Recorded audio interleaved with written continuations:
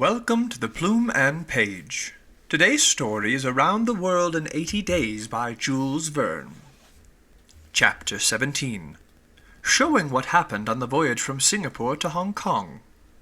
The detective and Passepartout met often on deck after this interview, though Fix was reserved and did not attempt to induce his companion to divulge any more facts concerning Mr. Fogg. He caught a glimpse of that mysterious gentleman once or twice. But Mr. Fogg usually confined himself to the cabin, where he kept Auda company, or, according to his inveterate habit, took a hand at whist. Passepartout began very seriously to conjecture what strange chance kept Fix still on the route that his master was pursuing. It was really worth considering why this certainly very amiable and complacent person, whom he had first met at Suez, had then encountered on board the Mongolia, who disembarked at Bombay, which he announced as his destination, and now turned up so unexpectedly on the Rangoon, was following Mr. Fogg's tracks step by step. What was Fix's object? Passepartout was ready to wager his Indian shoes, which he religiously preserved, that Fix would also leave Hong Kong at the same time with them, and probably on the same steamer. Passepartout might have cudgelled his brain for a century without hitting upon the real object, which the detective had in view. He never could have imagined that Phileas Fogg was being tracked as a robber around the globe. But, as it is in human nature to attempt the solution of every mystery, Passepartout suddenly discovered an explanation of Fix's movements, which was in truth far from unreasonable. Fix, he thought, could only be an agent of Mr. Fogg's friends at the Reform Club, sent to follow him up, and to ascertain that he really went round the world as had been agreed upon. "It's clear," repeated the worthy servant to himself, proud of his shrewdness. "He's a spy sent to keep us in view. That isn't quite the thing either, to be spying on Mr. Fogg, who is so honourable a man. Ah, gentlemen of the Reform, this shall cost you dear." Passepartout, enchanted with his discovery, resolved to say nothing to his master, lest he should be justly offended at this mistrust on the part of his adversaries. But he determined to chaff Fix, when he had the chance, with mysterious allusions, which, however, need not betray his real suspicions. During the afternoon of Wednesday, 30th October, the Rangoon entered the Strait of Malacca, which separates the peninsula of that name from Sumatra. The mountainous and craggy islets intercepted the beauties of this noble island from the view of the travellers. The Rangoon weighed anchor at Singapore the next day at 4 a.m. to receive coal, having gained half a day on the prescribed time of her arrival. Phileas Fogg noted this gain in his journal, and then, accompanied by Auda, who betrayed a desire for a walk on shore, disembarked.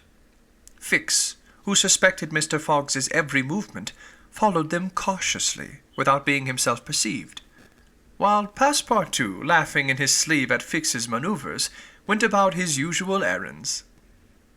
The island of Singapore is not imposing in aspect, for there are no mountains, yet its appearance is not without attractions.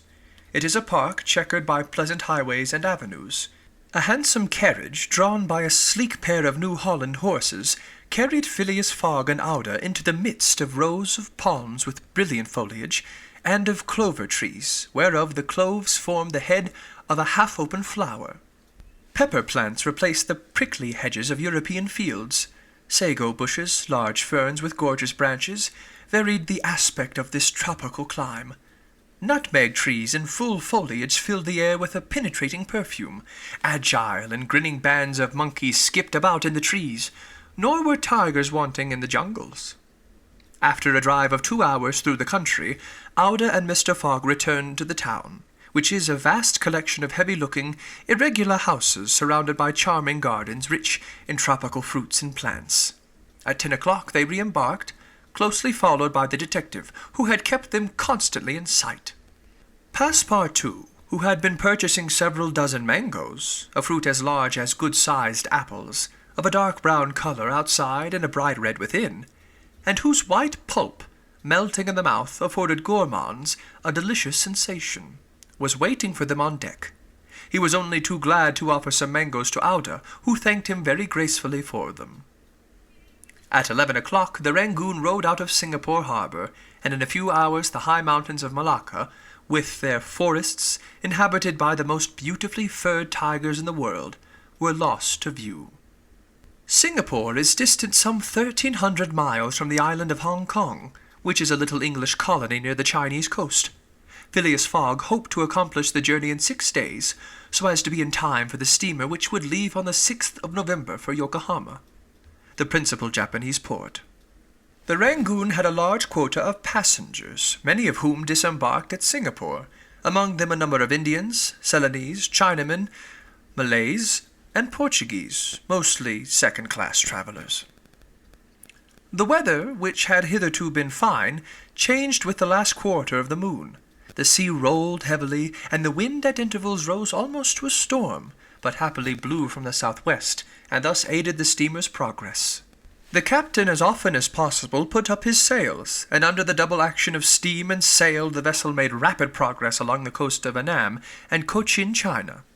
Owing to the defective construction of the Rangoon, however, unusual precautions became necessary in unfavourable weather. But the loss of time which resulted from this cause, while it nearly drove Passepartout out of his senses, did not seem to affect his master in the least. Passepartout blamed the captain, the engineer, and the crew, and consigned all who were connected with the ship to the land where the pepper grows. Perhaps the thought of the gas, which was remorselessly burning at his expense in Savile Row, had something to do with his hot impatience. "You are in a great hurry, then," said Fix to him one day, "to reach Hong Kong?" "A very great hurry." "Mr. Fogg, I suppose, is anxious to catch the steamer for Yokohama?" "Terribly anxious." "You believe in this journey around the world, then?" "Absolutely. Don't you, Mr. Fix?" "I don't believe a word of it." "You're a sly dog," said Passepartout, winking at him. This expression rather disturbed Fix, without his knowing why. Had the Frenchman guessed his real purpose? He knew not what to think, but how could Passepartout have discovered that he was a detective? Yet, in speaking as he did, the man evidently meant more than he expressed. Passepartout went still further the next day. He could not hold his tongue. "Mr. Fix," said he in a bantering tone, "shall we be so unfortunate as to lose you when we get to Hong Kong?" "Why," responded Fix, a little embarrassed, "I don't know. Perhaps—" "Ah, if you would only go on with us. An agent of the Peninsular Company, you know, can't stop on the way. You were only going to Bombay, and here you are in China. America is not far off, and from America to Europe is only a step." Fix looked intently at his companion, whose countenance was as serene as possible, and laughed with him. But Passepartout persisted in chaffing him by asking him if he made much by his present occupation. "Yes and no," returned Fix. "There is good and bad luck in such things, but you must understand that I don't travel at my own expense."